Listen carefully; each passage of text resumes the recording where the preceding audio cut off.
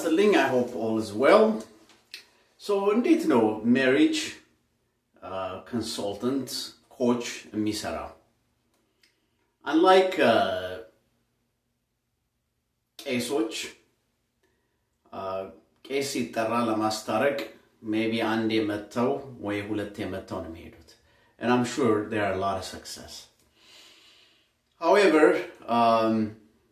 I think marriage coach more likely misarao better is because we focus on the problem better. Okay? So ለምሳሌ እንበል እኔ ጋር ደወላችሁ. So the first meeting action, it can take 30 ደቂቃ. By the way, ነፃ ነው the first meeting.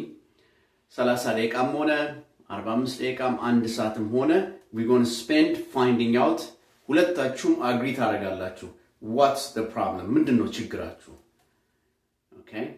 ሁለታችሁም agree ካደረጋችሁ በኋላ ችግሩ ምን እንደሆነ ከዛ በኋላ ያ ችግር ላይ we start working on the problem.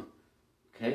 Sometimes ችግሩ it can take አንድ ወር solve ለማድረግ every week meet እየተደራረግን. By the way, this is በስልክ ነው. Or sometimes it can take 2-3 ወር. Okay? እና ያንን ችግር together we solve it. That's how marriage coach works. First we find out what's the problem. Okay?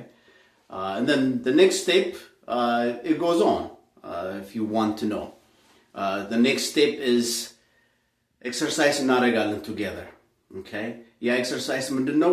በሳምንት ሁለቴ ባልና ሚስት በአፖይንትመንት ይዛችሁ ከራሳችሁ ጋር ማለት it could be, let's say, Tuesday ከስራ በኋላ, or it could be Saturday. Okay? Twice a week በአፖይንትመንት ይዛችሁ you guys discuss about the problem. Not just anytime የተነሳችሁ መጨቃጨቅ ሳይሆን ያ ችግራችሁን የተነጋገርነውን twice a week ከዛ ደግሞ ከኔ ጋር once a week we continue to work on it until we resolve. Of course there are so many details, but in short, this is what you guys expect. Welcome.